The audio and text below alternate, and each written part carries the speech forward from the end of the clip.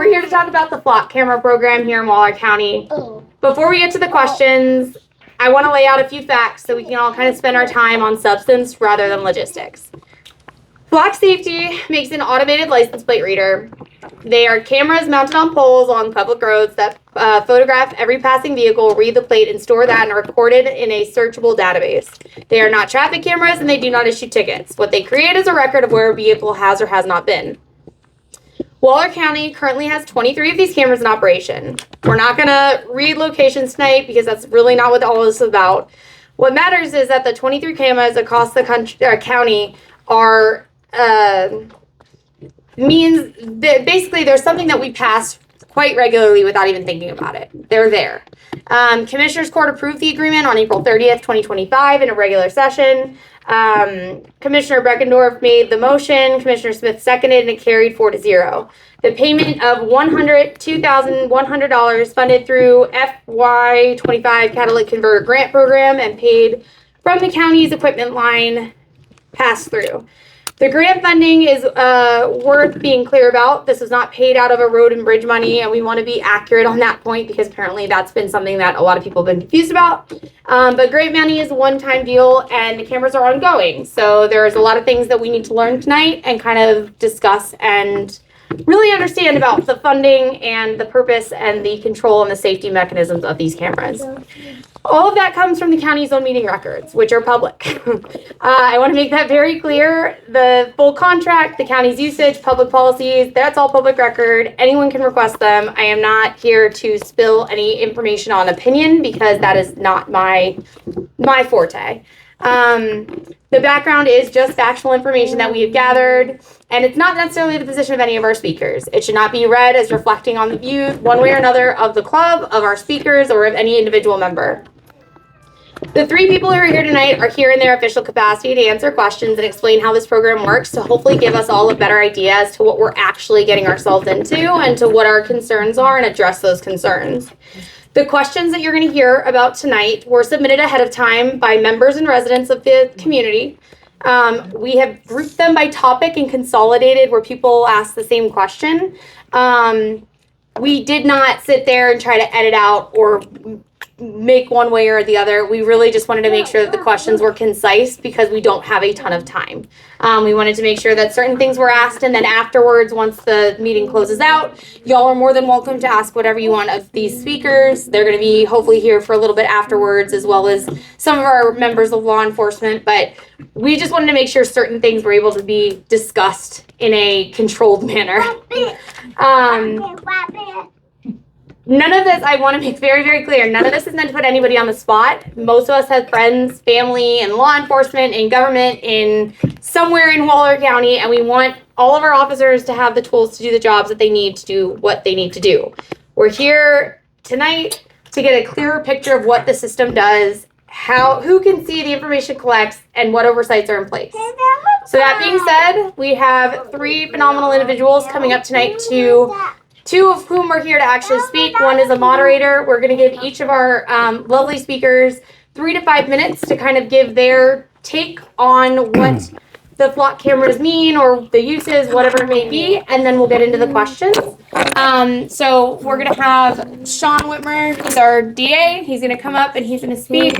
We have Josh Posey. He is going to be our moderator for the evening. And then Brian Cantrell, who is currently in charge of emergency management, but is also the Republican candidate for, Commissioner for.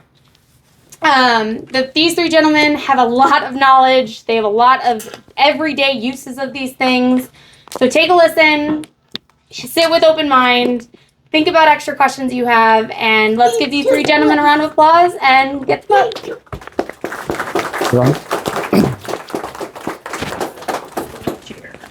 Mommy, I have a question. What?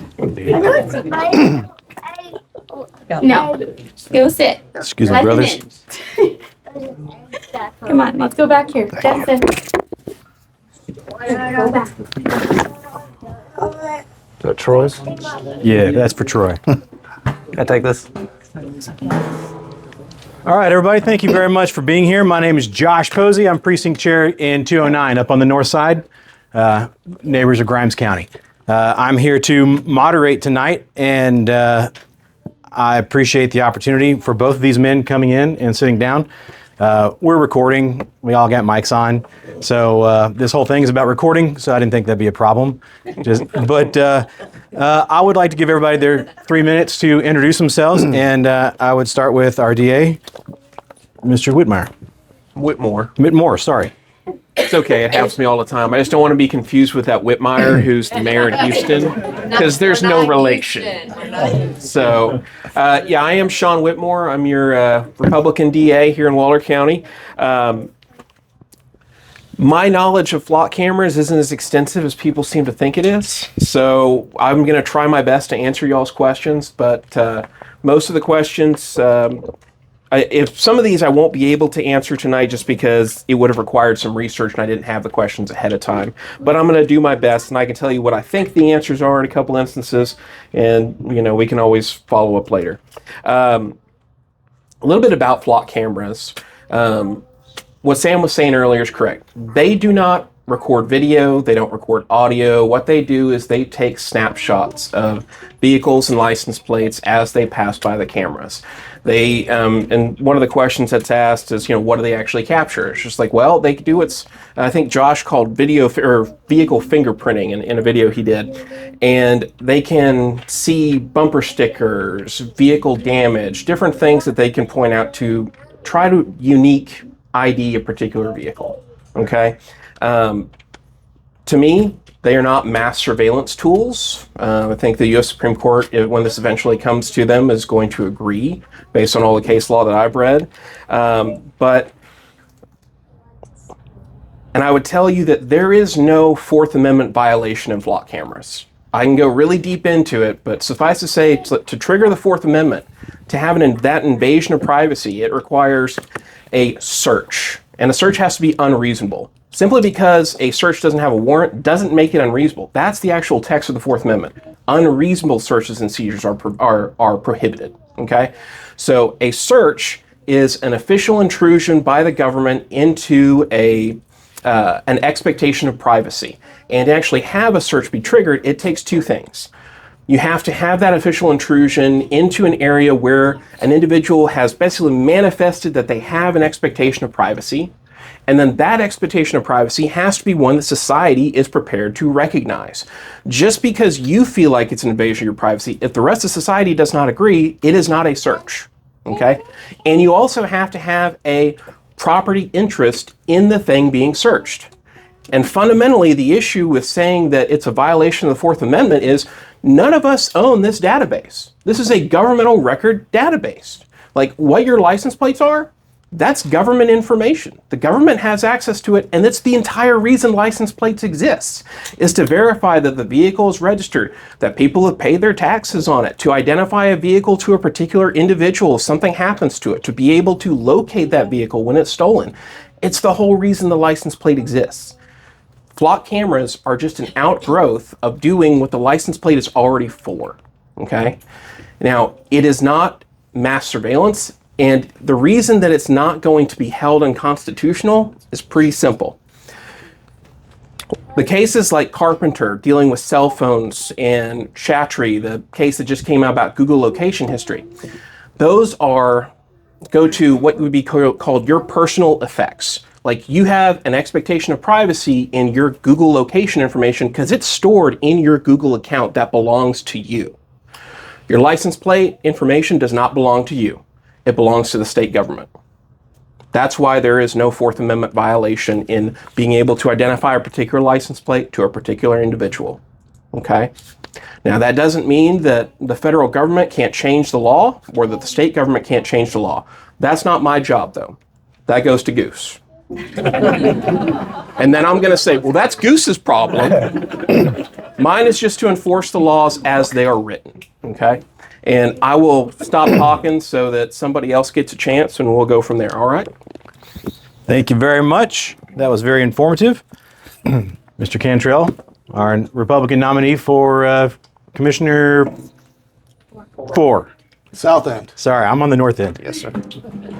Josh, thank you, and thank y'all for being here. I know a lot of people go on Facebook, they give your opinion, but y'all actually showed up. I've been in law enforcement for 28 years now, and probably 15 of those years, I looked victims in the face. I looked people who didn't lost their mother, lost their father. I looked at girls that were sexually assaulted. I looked at people that were kidnapped. And when I sat there and I told them, I said, I'll do my damn best to bring you justice, right? So this is where I grapple, okay? I talked to Shannon maybe 3 weeks ago. She asked me my opinion on flock cameras. I said, they're better than sliced bread. We can use them for all these criminal investigations, and we can bring people justice, okay? I can pull at your heartstrings right now. I can tell you about cases. I can tell you about returning children to their houses. I can tell you about bringing seniors home. I can tell you about a case that I had that could have prevented a senior from dying when using these license plates. I'm not going to sit here and do that, okay? I'm going to give you my stance being in law enforcement for 28 years. It is an incredible law enforcement tool. Okay, guess who gets to use them? Police officers like me. Okay, do police officers always make smart decisions?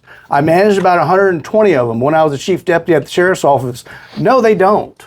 And the police officer that I don't like is the one that's violating someone's constitution and doing something wrong. All good cops, I can tell you in this room. There's 3 of them that I'm looking at right now, 2 sheriffs and 1 chief deputy. That's the biggest thing that they do not want is an officer that works for them or a deputy that works for them that's violating anybody's constitutional rights. That being said, I made this crazy decision to run for county commissioner Precinct 4 in November, right? And I did that because I've represented the people in public service for a very long time, and I feel that I can continue to do that. If I had a political consultant, they'd say, you're crazy for going to this meeting. Reason being, it is a split issue. And back to the reason why I tell you, I thank you for being here, because it's my job as a potential county commissioner in Waller County to hear what you think. I don't want to hear it on Facebook. I don't want to hear it on social media. I don't want to hear the news grabbing stories every time they hear something across the United States about officers being bad. I want to hear it from people that live in this county and people that actually vote. So again, thank you for being here. And I know about 3 answers to these questions, so I'm going to need some help. Yeah, so I appreciate that. Thank you very much. And we've got a 4th mic over here in case we appeal to the sheriff or Chief Shields, who are both here from the Waller County Sheriff's Department. They may be able to answer some more functional questions that this table may not be able to address. With that being said, I'm going to jump into the first question. We have some priority questions. I have 3 pages of questions. I got a million more that I could bring up. But right off the bat, Sean, are you able to walk us through a typical search and what might one of our deputies in the county do and what would trigger an alert from one of these cameras? Okay, so since I'm not on the investigative side, the sheriff and Chief Shields would probably be better able to answer that question. So if they want to chime in, I'll let them.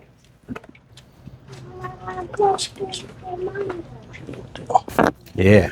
Good evening. Does this work? Just hold it close to you or clip it on your shirt. Doesn't matter. Hold it close. You still got to speak loud. It's just So this isn't a microphone. This is just some. It's a daggum record, right? Tracking your location. Yeah. Well, y'all know where I'm at, right?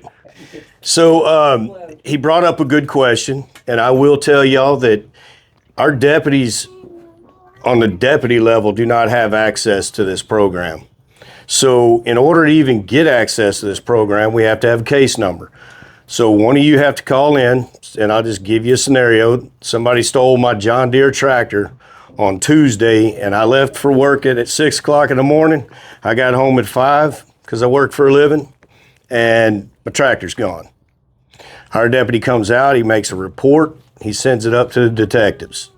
When that goes to the detectives, they read it and they say, okay, we're looking for a John Deere. That detective requests from his supervisor to run a particular vehicle and or license plate if we had it, if it was a vehicle and or anything from this time to this time to see if we have a John Deere tractor on a trailer or a John Deere tractor driving down the road between those times. If it picks it up, it hits it on the camera, it takes a still shot, okay? The deputies aren't digging through looking to see who's cheating on their wives and driving down the road or vice versa. Has nothing to do with that. It is an investigative tool only. And it has to have a case number attached before we even look into it. So when they do look into it as our investigators, when that happens, there is a ID number attached to that as into who looked into it. So if we ever have somebody complain and say, hey, they're stalking me, this person's been watching me every day that I go past the camera. No, because it's going to show that they looked at you. It's going to show, I think, every time that they pop in there and look for whatever they're looking for. If they have your license plate number and they run it, every time they run that plate number, it'll show who ran it, just like the computers in our cars. If they run a plate number in the car, it shows who ran it, what day, what time, and any information that came back to it. Okay? Anything else? Yeah, I'd like to follow up on that. Number one, are we able to search vehicles without a license plate? Yes. How is that logged? We can search a description. So if I have not necessarily even a vehicle, if we want to pick up, like I said, the tractor, if I look for a green tractor, it's going to show me whatever green tractor came through from this time to this time, and if it's on a trailer and or if it's on the roadway by itself. And then it's up to us to take that information, go back and say, hey, sir, was your green tractor, did it have like yellow spray paint on the bucket? Because I've got like 8 John Deere tractors went through Waller, and yeah, that's my tractor right there. So, okay, he just gave me a discriminatory thing to look for, being the yellow paint on the bucket. Now I can go through those 8 tractors and say, that's his tractor at this time. It went west, east, wherever down which roadway. So I appreciate that. I think more what I'm curious about is I can go to haveibeenflocked.com, put in my license plate number, and because we search multiple jurisdictions and places like Harris County have their logs put out there every 30 days, I can see most of the searches that have come from Waller County, unless it was exclusively in the county. But that's only for my plate number. Would someone be able to say, I'm looking for a maroon Jeep with a certain type of bumper sticker on the back of it, and find out everywhere that went in the county, but not have a citizen be able to track the search history on that? So, investigative tool, yes. We can pull this up, and Bobby, you tell me if I'm off kilter on this. But I'm telling you, if we have another scenario we can make up, if you got a guy that robbed somebody, took off on a blue bicycle, we can type in blue bicycle between this time. We got a time because he robbed a person, and it will pick up a blue bicycle that passed that camera. Sure. How is that? So the audit log, I think, is the subject of the question. And I can go back and review my license plate. We could look for an open records request on that to see the search history. We can go to these free websites that have that open records put out there. But what if, and I know this would never happen in Waller County, but what if some other county's terrible deputy was trying to track their ex by just using a description of the vehicle? How would they be able to see that in the audit log? So we can what if this to death. I mean, we can what if anything to death. The problem that we have here is in Waller County, we have people that don't live here. They own ranches. They come back 2 weeks after they left the last time, and their stuff's missing. So when you start, it's like I told you when we talked. What do you do for a living? I do sales. You do sales. Is there bad salesmen? All day long. Is there bad cops? We're seeing some. But you're talking about a large percent of the population. How many cops do we have in Waller? Does anybody know? How many deputies? Just in Waller County Sheriff's Office, I think we're at 86 now, 86 cops now. We're talking, there's 9 different agencies in Waller County. There's cops that work at every one of them. Our policies say you're not looking at it until we need it for a case number. We need the case number to get it. We need it to investigate, and that's when we're looking at them. I'm not going to speak for anybody else. Waller County's growing, and I'm telling you, we have tripled our call volume. We've tripled our burglaries. We've tripled everything that's happened out here.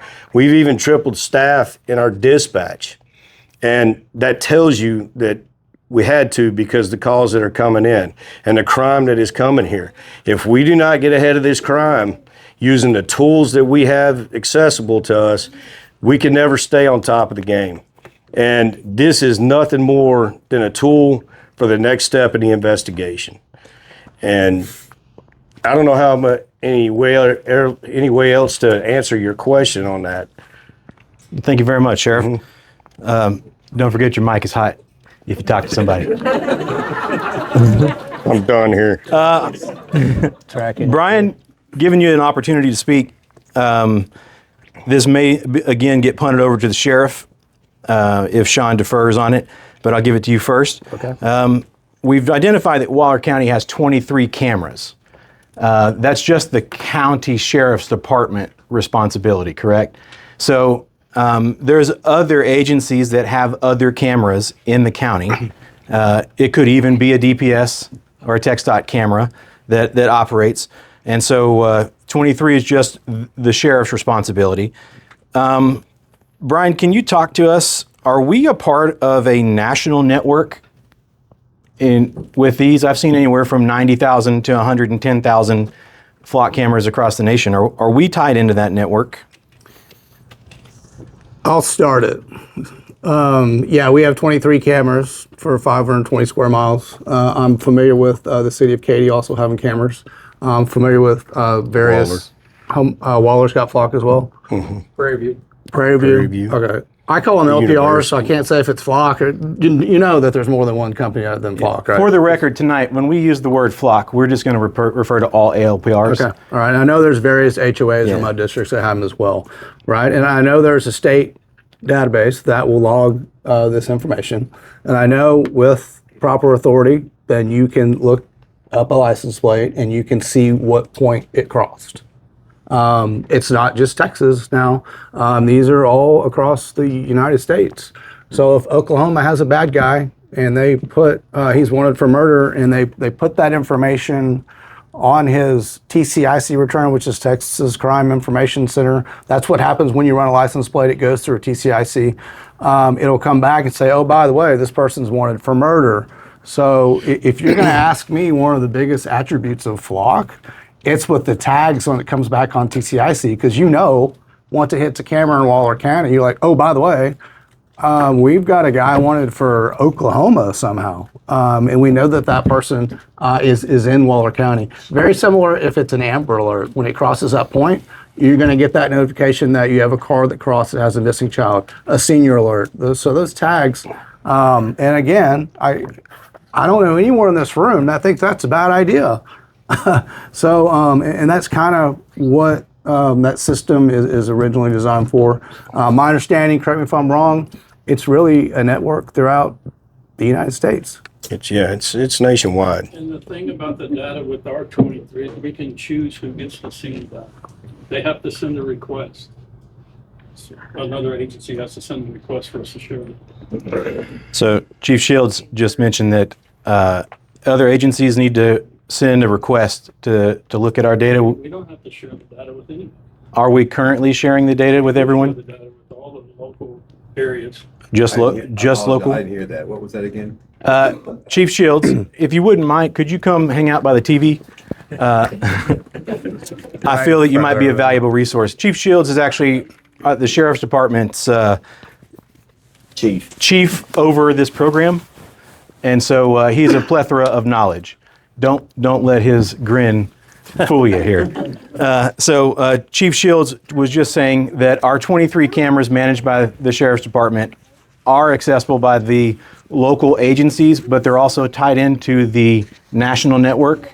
Is that what I just understood? I haven't had any request of agencies outside of our immediate area. So you said that we can set them to request For Yeah, outside they- agencies to request access, They have to send a request to us, and we have to approve the request that we're going to share the data. and it's currently set that way. So Yes, and no if one we- outside of our county.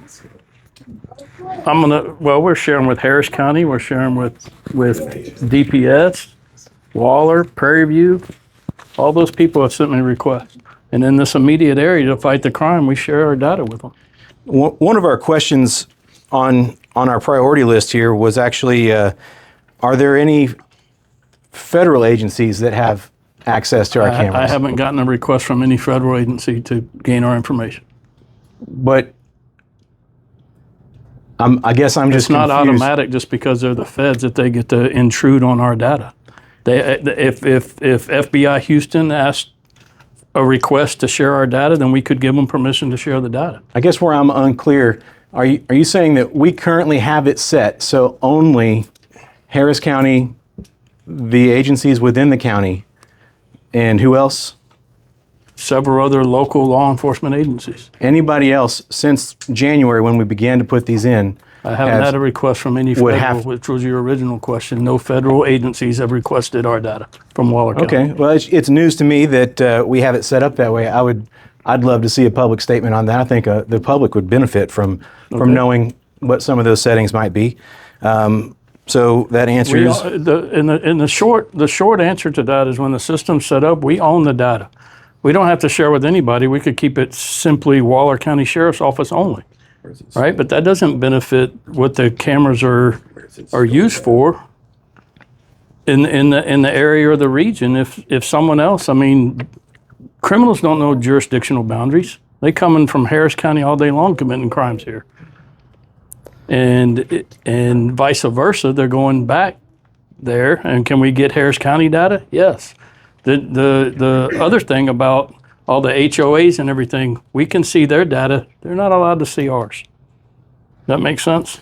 They don't get law enforcement. It's law enforcement sensitive. Where are they storing this information? Well, we're gonna get to all that. Can I ask a question? Well, we'll take questions at the end. Right now, we're gonna moderate this. We all have questions. Yeah. We're biting at the chomp here. All right. So to be clear, I'm gonna write down the answer is that yes, federal agencies can search our data, with the caveat that they must submit a request. Mm-hmm. Okay. That answers that priority question there. Sean, you look bored, so I'm gonna pitch something over to you. It's my general disposition. Do you know anything about the audit process here? And have we conducted one? That would be a sheriff's office question. Brian, do you have anything to add before I punt it over to the Sheriff's Department? No idea. All right. Sheriff and possibly Chief Shields? We have not had this long enough in our county under us to have to request the audit yet. So we'd like full year of information if you want to request an audit. We typically know who's running what, and it's all case related. So you're gonna get, like, we talked to you about, you had 0.005 cases cleared using this information. That straight up tells you we're not just running people's information and running your plate. That shows the small amount of stuff that's actually being reported. Biggest part that we have is no one reports their calls out here. When we took over in 21, I'm telling you, they would call their deputy friend, and their deputy friend might or might not write a report. And typically it turned out information, and they cleared it. What we're getting now is our deputies are showing up to calls. They will write you a report. If you request one, you're getting one. Whether it's information report or stolen property or trespassers, it's happening out here. Typically what we deal with on a daily, I want to say that our calls, we roughly have, how many calls a day through dispatch? 300. 300 a day. And I was going to say 275 because that was our last numbers. We have 3 ladies sitting at a desk at a console all day, 24/7.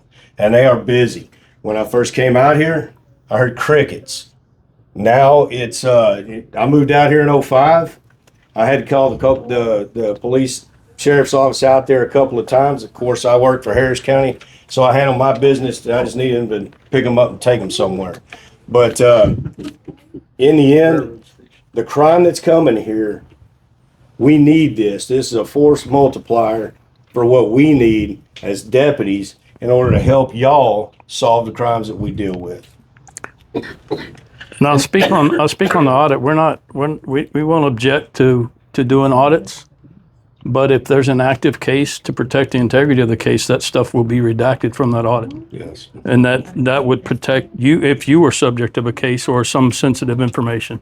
Now, as far as I've been flocked, what he's saying, there's millions of license plates that get read every day. So you just got flocked. Yep. Right?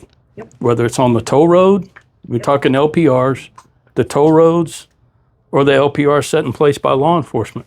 So did your plate get read? Yeah, it got read. Are we using it? Not without a case number, not without an investigation. We will not dive off into that. And that takes in what we've set in place as a policy for the sheriff's office is that our lieutenants and above, the deputies and the sergeants, right, have to get permission from seasoned officers to even initiate the investigation into flock. Okay, give me a case number, what crime was committed, and why are you looking for this license plate? And it has to go through a process, and we're going to vet that process. Thank you, Chief Shields. Brian, you were instrumental in the grant application. I think we were talking earlier that the lady in the office that would normally help do that was on maternity leave, and so it was up to you to carry the water on it. I appreciated the conversation earlier because you brought up a beautiful conservative point in that it is taxpayer money that buys these. Most people don't know that it's $5 out of your insurance premium for your car every time you renew that goes into a state fund that is then used to grant these to different agencies. Can you tell us about that grant, what the split might be, and then what our obligations are in that grant? Yeah, so I am over, I have the Fire Marshal's Office, Emergency Homeland Security, but I've got this division called Grants, which I'm actually glad to be over with because we did about $54 million in the last 5 years. This is one of them that we did, right? And so we do grants for every entity in the county. And when I was telling Josh the story, it's obviously through the motor vehicle program. It's issued through the state of Texas. But this particular grant, and Brooke was out on maternity or just coming off maternity, so I drove up to San Antonio to say, hey, with Chief Shields, hey, this is the grant. We want 23 of them, and so forth, right? And I will tell you, and they made you stay there for 2 days to present this, right? Regardless of what time that you had. But there was probably, 85 entities? I would say 70 to 75 of those entities were asking for flock cameras. And I would surmise that since those have come to fruition, it takes a little time. You order the camera comes in, you get a certain amount of permits to be able to put those cameras in certain places in roadways. And I would surmise that I think the reason why we're talking about this more, which again is a good thing, is because those are being seen. There's a lot of different entities in the state of Texas that are using those cameras through this grant. Okay, and whatever side you sit on, you're seeing a lot more of them, right? And the way that works is it's extended that network. And so now, flock cameras, if you have an issue, a crime that's committed in Waller County, then you may be able to use another law enforcement entity or another network to utilize that program. Part of your question was, what is the split? So that's an 80-20 split, which is common with most grants, meaning that the county pays for 20% of that total amount, right? And then 80% is reimbursed by the state of Texas. But so how grants work, just so you know, most all of them, very commonly, they're reimbursement grants, meaning it's not like, all right, I'll send you $18,000 and you send me back. No, we pay the full amount, and then we're reimbursed for that 80% of it. No different than if we had disaster in FEMA. We have to pay it, comes out of our taxpayers' pockets to pay the damage. We then eventually get it back from FEMA. So that's how that works. All right. Perfect. Thank you very much. Yeah. How much does it cost on the renewal? Do you know? So the original first year would have been for, those are leased as well. So that should be noted. The original subscription is for that cover. I don't have the contract. I haven't even seen it, to be honest with It you. was 102.1 with 13 cash match of 13.8. Right. Is so what I believe. His question is, so we pay for the leasing of the cameras and then we pay for the subscriber fees. Pretty much we're all in on that grant for what we pay, right? And our split is 20 is my understanding of it. Yes, and then we reapplied for the extension and they grant for it. covered the lease for us For the subscription. through the grant. What is the extension for? How long is that? It's year to year. So are we covered this year, or we've covered also 2027? 2027, we have been awarded the grant. Okay. So we are committed through the end of next year. Is that what I'm understanding? Yes, All right. Thank you all very much. And to top that, with Mr. Cantrell talking a while ago about how slow it is and everyone requesting these and with the permits and everything else, I think it was July 26th. We just put the last camera in July 26th. So it's been a long process. Sean, we have put in 23 cameras since January in our county. Several of them have gone up in my area, which has more cows than people at the moment. And I wish my area had that. I had no idea that I was dealing with that much crime. Can you tell me, has our crime dropped proportionately for the number of cameras that we've installed?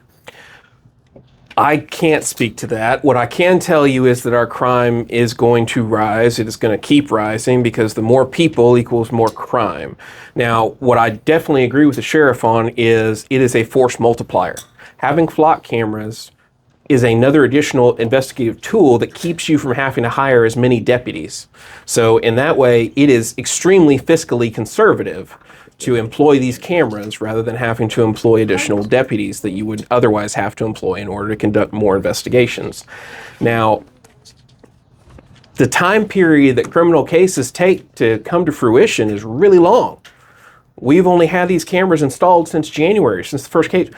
January cases haven't even come to court half the time. So, we've got cases from the sheriff's office from this year, sure, in our office, going through intake. They may have been indicted by now because we try to indict cases within 90 days. But that means that the case is probably still a year from being completed.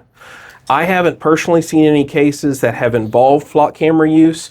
I can tell you about some success stories, though. I can tell you about a case that closed out last Thursday in Montgomery County, where a guy was sentenced to life in prison for an aggravated robbery and aggravated sexual assault for where he sexually assaulted a pregnant convenience store clerk after she had given him a free drink. He left, came back, pushed her into the bathroom and sexually assaulted her. That crime would not have been solved without a flock camera.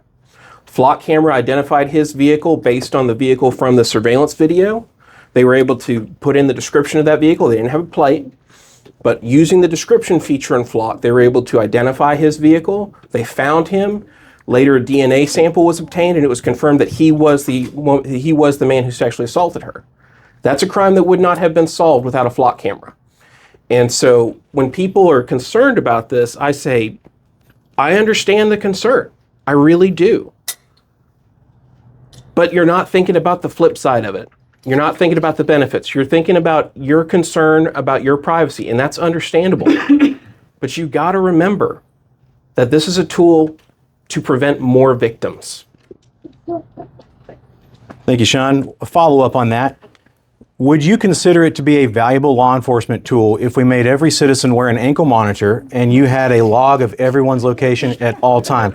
Would that help solve crimes faster? That would, but that would be a violation of the Fourth Amendment where this isn't. Can you dive into why there's a boundary for one but not the other? Well, because one, you have an expectation of privacy in your own personal movements of your person.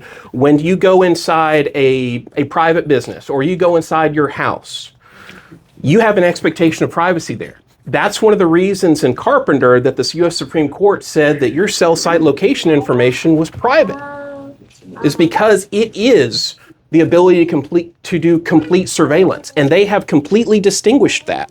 They have said that a car is not perfect surveillance. Even if you have surveillance monitors, you have cameras everywhere, it is imperfect. You cannot tell where everybody is going all the time. You tell that a car passed a certain camera at a certain time of day. That's not mass surveillance. That's true. That is an investigative tool. That's all it is. Well, thank you. My legal knowledge is probably pale in comparison to yours, but it's my understanding that if we keep reading Carpenter, they said that although, given the rapid development of technology in our world, it is not inconceivable that a citizen could not travel freely in society without being surveilled and logged, and that would be a violation of the Fourth Amendment. I'd have to go send that to you so that you can see the quotation. Oh, I've got it open on my phone right now. Oh, great. Because I reread it today. Yeah.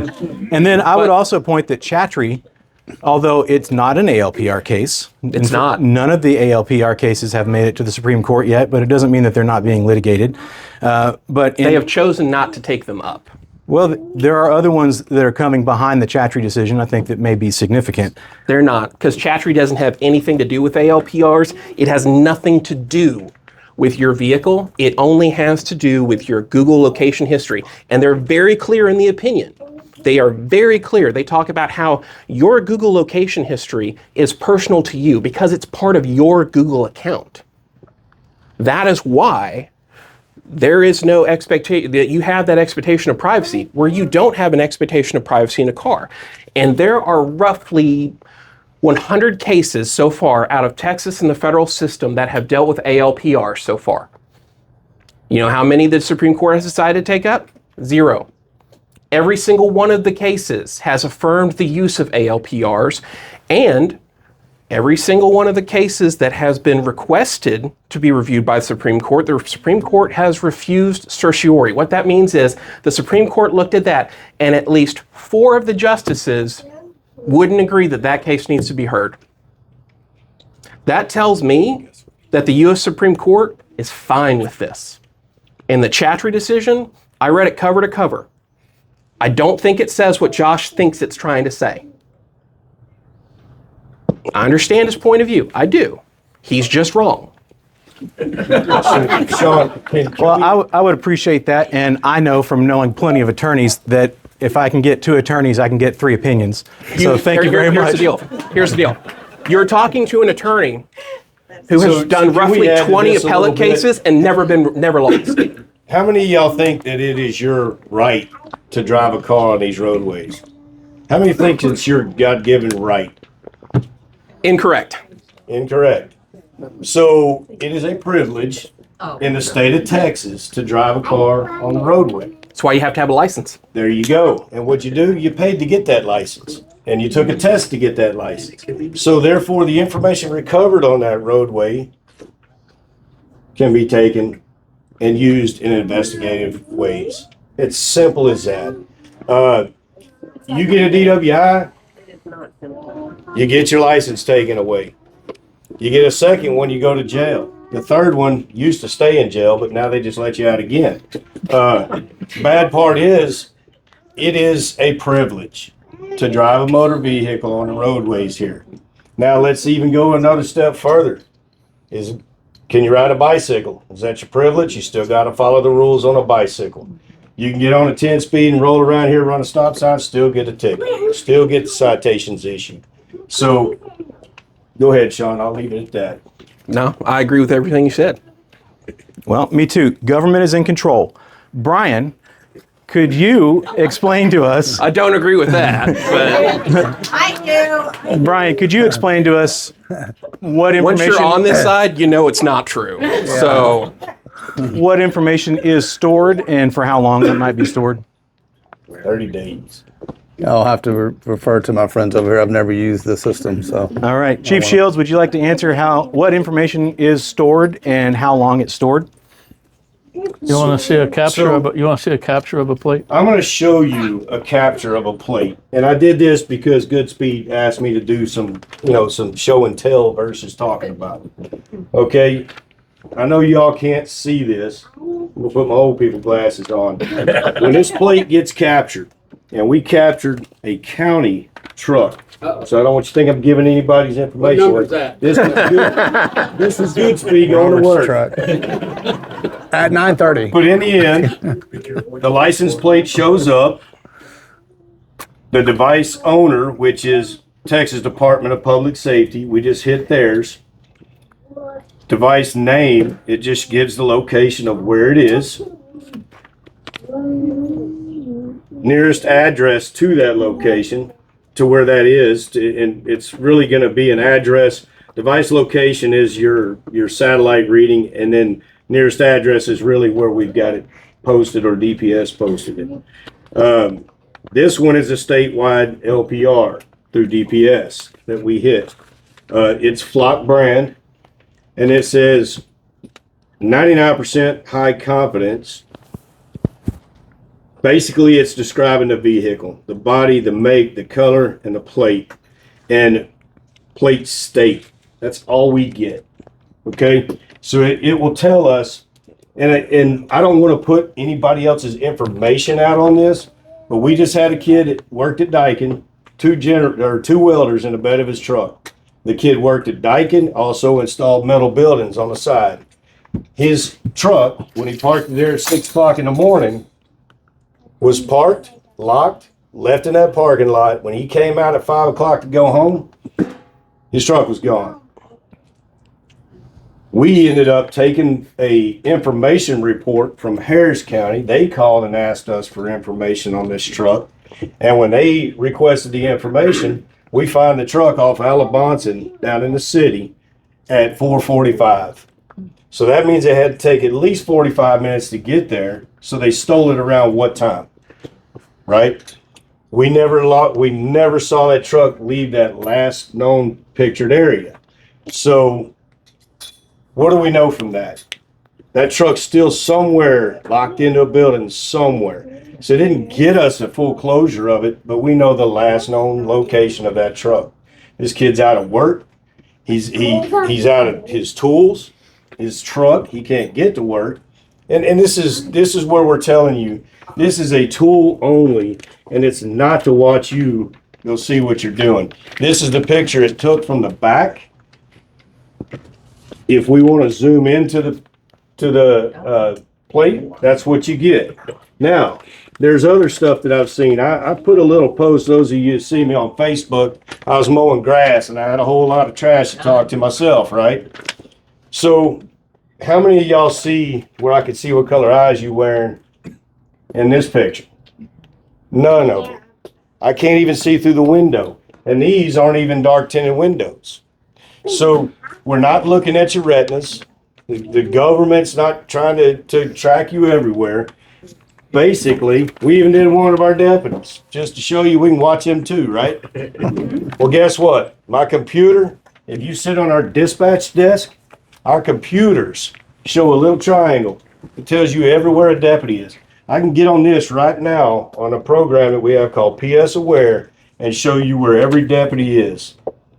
We're watching our people just like we're trying to find the criminals that are violating y'all's rights. And that's really what this is about. And it takes, for what these detectives would have to do, if I explain to you how a detective situation works, it doesn't work in this building, but we probably got flopped. But if I actually explain to you what happened, say your tractor, your lawnmower got stolen. You found it out yesterday. It wasn't where you left it last week. So boom, you take the report. You give the deputies the information. He comes out, writes it. Little secretary on wheels does all his information. Once he gets that information and says, well, I have nowhere else to go with this, it goes upstairs to detectives. When that happens, the detective gets there in the morning. He says, okay, I got a little bit of information here. I'm going to slide this one over here. This might be solvable. This one, zero information. I'm putting it in this stack. This is for later. And then he'll go through about 15 of those from the day before, right, from each shift. When that happens, he turns around. That detective takes that stack of 2 that he knows he has something he can do with because he's got a description of your lawnmower. Then he will run that lawnmower, whatever it is, and he'll run it through the times that you gave him. It might be a week. It might be 30 days. As long as he has 30 days prior knowledge, it'll still be in there. If that lawnmower left your location. So, bottom line is, with what we're dealing with here, we have to have, if y'all see these deputies, you see these cars? See all these little cars, the little dots? Those are deputies. Myself, the chief, we can all track where our guys are. When we can't sleep at night at 2 in the morning, what do you think we do? I get up, I'm listening, and if I hear crickets, I'm on the radio. And when I say crickets, I mean nobody's working. I tell our guys, if you see headlights after 10 o'clock at night, go find out where they're at. It's a game. It's a little hunting game. And this just increases our odds of catching people. So, go ahead. No, I appreciate that. I absolutely agree that proactive policing is the best method, but it's not my profession. I would like to stay on the data storage a little bit. Maybe Chief Shields can clue us in. What information are we storing? We have a description, license plate. We have a location, a direction of travel. Is that unique, or is it connected to other hits? My Bible has a cross-reference in it for other verses that pertain to the same verse. Does flock pertain to the same hit? Does it show you other connections whenever you view a license plate or a certain vehicle? It will give me everyone that we're networked with if I put that description or whatever in there. Just searching. It doesn't automatically connect the dots for you to say, hey, you looked for this one, but it was also seen at these other 4 cameras. Well, it'll tell me when it's seen in the last 30 days if the data's there. Everywhere it went. So, where is that information stored? It's stored with flock, but we own it. Is it stored in Waller County? No, I don't have a specific server.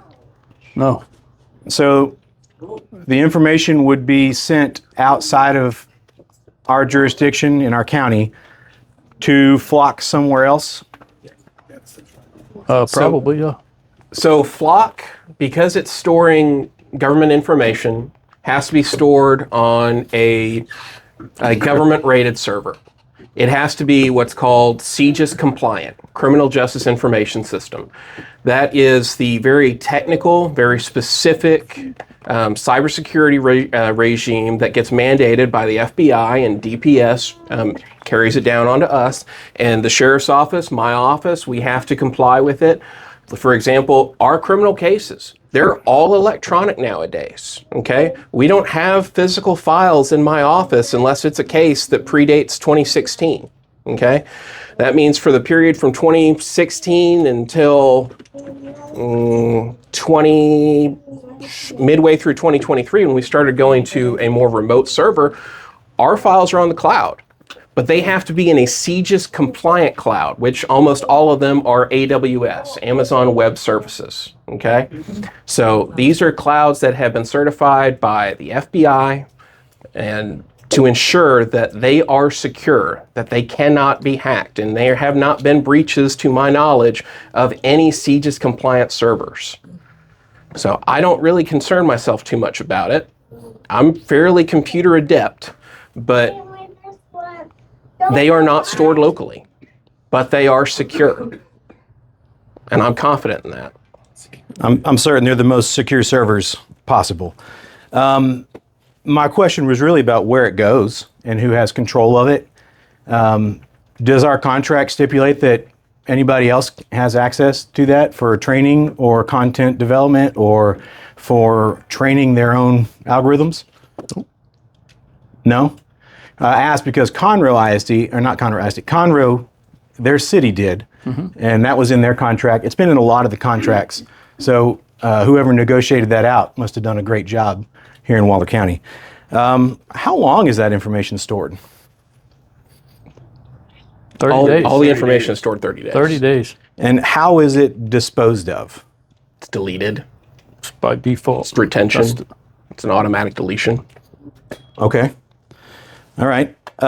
So for 30 days, every time you cross paths with a camera, your license plate, which is public, I don't want to get that wrong, Easy. We'll make you leave. is stored. How much of that do you access? We're not accessing any of that data unless we have a criminal case going. I'm not So- looking, we're not looking for, like I said earlier, there's millions of plates read a day. Your plate probably got read 10 times a day. Oh, depending yeah. on I what- went through Houston. I probably Understand. passed 40 cameras today. Okay, Yeah. understood. Yeah. But unless we're looking for your vehicle, your plate, and it's tied to a crime, it's just another one, it's just another LPR. So we're almost out of time, but what I'm building up to is a percentage that the sheriff mentioned earlier. When we sat down and talked, both of you guys, plus Commissioner Beckendorf, I mentioned that Flock's own website admits to 20 billion scans, license plate scans a month. And their own website gave me the figures that amounted to 0.005% of those results in a criminal charge or conviction. And so when I asked the question about that, what I'm concerned with is you say that you'll never even see that unless you're in a criminal investigation. I think the sheriff told me at one point that 99% of those photos you'll never even view. Why do we need them for 30 days? Well, and I'll say go back about our to- conversation, you said 3 minutes. When we conversated about that, 3 minutes, you won't even get your dispatch call done, right? One day, you're just now making your report. The deputy's got to have time to get their report set in. So 3 days is even asking too much. And then you got to look at the people that own property that don't even go out there but once a month. And so 30 days is 100% acceptable on storing that information. And it, I'll even go as The far mi- as saying that dogs, our animal control, we have people that leave town for 2 weeks and they put big bag of dog food out. They don't even know the dog's missing. And we actually used Flock. Some of y'all saw that post I posted. Got a lot of funny results on it with a lady taking a little girl's dog. We were able to find the car and the owner of that vehicle and find her dog. Took us 2 weeks to do it though. But that was the only way that we found that. Minor and- case, but I worked violent crimes in Harris County for many years, and to get to cases, you can't get to a case in 3 minutes. Sometimes 3 days, hell, sometimes 3 months. Yeah, I mean there's and when you start getting inundated with crime, you're just that much busier. It takes a human being to do the police work. There's not a magic button that we press that says that was easy. It's not there. And if we can grab a lead early on with this, that's fine. But it ain't going to happen in 3 minutes. I promise you that.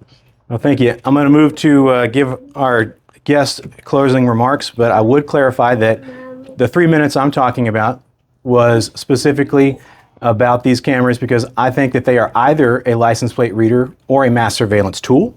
And if they are a license plate reader, they should be able to do the job, scan a database, and get a hit for a hot list vehicle in under 3 minutes. If they're a surveillance tool, that's a whole different discussion. So what does it take to put a car into the hot list? If your car's not on the hot list and the crime just occurred in 3 minutes and they just burglarized your house and drove down the street, you think we got your car on the hot list in 3 minutes? There ain't no way. there's camera so- takes 5 days sometimes. And so if it's on the hot list, okay, well, that's a stolen car. But what about solving a crime that just happened? What about the sexual assault? What about the murder? What about the child abduction? Do you know how many children have been recovered because of flock cameras? In 6 months alone, Colorado recovered 6 kidnapped children because of flock cameras. I don't know how many we've done in Texas. I know it's a lot more than 6. But having it on a hot list, having it just scanning stolen vehicles, you're just giving up a law enforcement tool to prevent future crime, to prevent future victims. And that's the game that we're in. Our job is to try to stop the next victim by punishing the people who have already created another. I'm not sure I would agree with that. I would say that you would bring people to justice. You're not a preventive branch of the government, but I appreciate everything that you do, and the rest of our officers that are here. Fully back everyone, and I'm happy to have this discussion, especially in public, and I appreciate y'all being here. Sean, I don't know if you want to continue and finish remarks, but then I'll yield the floor over here to Brian, and you guys can close it out. I'll say this. So if you go down this road, and I want Goose to hear me real clear on this, and you say that, well, license plate camera readers, those should be illegal. What's the difference between a license plate reader and your Ring camera? That's right. What's the difference between the license plate reader and the surveillance camera at the business? What? You didn't consent to your car being recorded on that business's camera or your neighbor's camera. That's the difference. Here's where the rubber meets the road. You cannot drive a car, walk down the street in public and expect not to be on camera. You do not have that right to privacy. When you are in public, you are in public. Well, that's the world. I mean, it started when video cameras were invented. It hasn't, it is not going back. We can either make use of the tools that we have and do good things with them, or just accept, or then you're giving a gift to the criminals if you say, well, we can't use these cameras for any reason. And I don't know how you create a warrant requirement for this when you're talking about something that happens in public. I don't even know how you would craft the warrant, how you would lay out probable cause, which is what you have to do for a warrant, because I don't know what kind of details you're going to put in there. You're looking for things that you don't know what they are. That's really hard to figure out, to put in a warrant that has to be signed by a judge. I'll leave it there. Thank you very much. That's a brilliant case for general warrants. Brian? It's not. Would you please? Nice try. Again, thank you all for coming. Again, I've been in law enforcement 28 years now, and I look, it's a tool for, it is a tool for law enforcement. There's no hiding that, right? Is there law enforcement people that are using it incorrectly? Get rid of them, fire them. That's prosecute them. Prosecute them. I mean, it's abuse of official capacity. They will be prosecuted. I ran on public service. I ran on supporting law enforcement. And I ran on the damn Constitution too. And that's the big thing out there. Is this violating our Constitution, or is this mass surveillance, right? And I'll be real honest with you, I haven't decided on that yet. But I have decided that it's a law enforcement tool, and me, as someone who is supporting law enforcement, will support law enforcement, have supported law enforcement my entire career, I'm going to support these guys. Y'all got 520 square miles, and you got 23 cameras that are out there. If y'all keep on telling me that it's a law enforcement tool, I'm going to fight for you as long as it's not a violation of the Constitution. I've unofficially spoke with a bunch of people, some of them who didn't vote for me. I've unofficially spoke with every law enforcement except for one person that either, with the exception, I didn't talk to constables, but I've talked to every law enforcement person in this county. They're for it. I talk to people that aren't in law enforcement because I know what law enforcement is going to tell me. I understand that. So I talked to people outside law enforcement, and this was after we spoke. And really, it kind of told me, I was like, damn, this is an issue. This is turning into a huge issue. I think the media is a part of it. I think social media is a part of it as well. But let's look forward. Let's say, all right, the city of Austin has what I've heard is that they're doing away with flock cameras, right? I wouldn't be surprised. Yes. All right. That's correct. Okay. Or any cities, let's just call them ABC City. We're going to do away with flock cameras. And I get it. I see where people think it's mass surveillance and aren't comfortable with it. Okay. And that's why I'm here to listen. But let's just say Waller County does away with it tomorrow, and you have a major case that you're working, and you can't access the system for your residents that you provide law enforcement services for those mother that you looked across the desk for and said, I'm gonna do everything I can to get your child back. Am I causing y'all a problem by saying that? They're gonna hope that 30 days hadn't passed yet. But here's the deal. What's law enforcement going to do when they don't have access to it? If one entity doesn't have access to it, what's law enforcement going to do? Same thing we did last year. So And They're going to call another entity and ask them to help them out with it, give them a case or what have you. I'm telling you, this is a lot of stuff. How did LPRs come about? It came about because banks were paying record drivers to run around parking lots and run around streets and paying them so many cents hours so the bank could get that money, could get that truck back. Or because they didn't pay their loan, so the bank was doing that to get it back. Private companies have way more information that we've even thought of. And so we're going to let the private companies have it all, but when my good sheriff over here, my good chief deputy wants to use it to help fight crime, I'm going to tell him you can't do it. How many of y'all have a smartphone? Yeah, how many of y'all have one of these? Raise your hand. Oh, that's just a cell phone. Yeah, well, this is a smartphone. If it's got one of these flat screens, it's a smartphone. And you know how to use it. I didn't say the person. I love you, Gloria. I'm not saying the person who uses it has to be smart. The phone is smart, okay? And this is a listening device. If you have Facebook on your phone, Personal choice. Mark Zuckerberg can hear every damn thing you say in your house. If you have Amazon Alexa, Jeff Bezos can hear everything you say in your house. Personal choice. And if you don't think that's true, read the user agreements on those. And if you've got a Google phone, if you've got an Apple phone, they can monitor you. And if you disagree with that, talk about a product that you've never thought about buying before and check your Facebook ads 2 hours later. Hey, Josh, can I lay one thing out there, a personal reason why I think that these flock cameras are needed? Sure, be my guest, and then I'll close it out. Gotcha. So I can speak from a personal aspect on this. I have a cousin whose daughter was violently murdered along with her boyfriend and his mother in a house. Lit the house on fire right here in Fairfield 2 years ago. 0 flock cameras in Harris County. They've since put flock cameras up, but they got pictures of cars. If they would have had those flock cameras, she wouldn't be sitting at home wondering why her little baby's dead. So this is why this is needed in this county. This violent crime is coming here. I promise you it's coming here. I say coming, it's here. It's just hiding at this point. So we've allowed as a county and development come into this place, and we're losing 1 to 3 elderly people a week. So guess what happens to their property?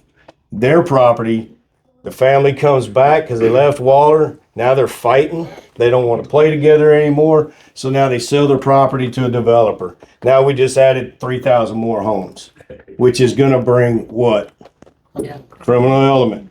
So 100% across the board, our agency is all for these flock cameras. I know the DA is, and I know Brian is. And slap him on the back of the head. I'm here to support my local law. Investigative tool, that's what we use it for. We're not looking at you. We're not looking at you personally. We're looking whenever we need to look. And if somebody does misuse it, I guarantee you the sheriff's going to pick up the phone and call me, and that person's getting charged with a crime.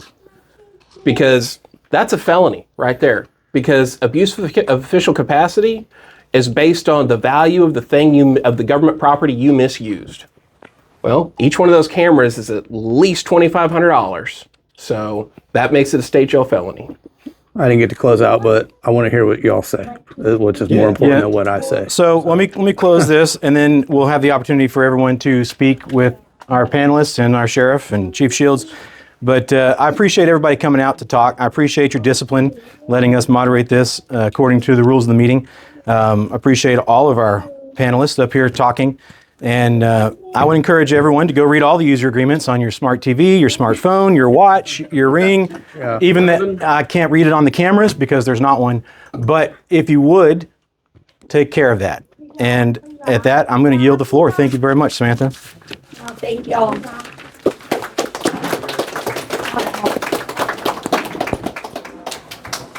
So I want to say thank you again to our awesome panelists and to our guest panelists who came Are you in. adjourning the meeting? Here in Are just a y'all second. leaving? I'm gonna stick stay here. around. I want to hear it. We're gonna let them stick around. Yep, we're gonna let y'all kind of have a moment with them. It's a real quick thank you to everybody for showing up. I know you didn't get the opportunity to ask anything as of yet. That's why everybody's sticking around. That's why I didn't want this to go much longer than 8 o'clock, because I want y'all to have the opportunity without getting home way too late for anything to happen. But she knew she invited a lawyer, so. Well, and as a lawyer and a first responder, I am a full-time medic and I am a full-time attorney. This to me was fascinating, and it's why we wanted to get this panel involved, because you need to understand the legal side of it. You need to understand the reason why we brought it in and how it all interconnects with one another. Having the perspective and the voices of not only the concerned citizen, but also law enforcement, the guy who kind of helped bring the grant into place, and then the guy who gets to use the data that comes from these, incidences to actually prosecute, is vital to our understanding from a well-rounded perspective. That all being said, we do have some gifts for our awesome panelists. We will give those out here in just a minute. I am going to there's a couple of people who are still running. We have some big elections coming up in November, so I'm going to let those people have a quick little hey to everybody. And then I think Cindy had a quick that she wanted to state about some stuff coming up, and then we'll adjourn, give you guys every opportunity to talk to our panelists. They're not going anywhere. We want the conversation to continue. I just didn't want everybody to be stuck here until midnight unless they wanted to.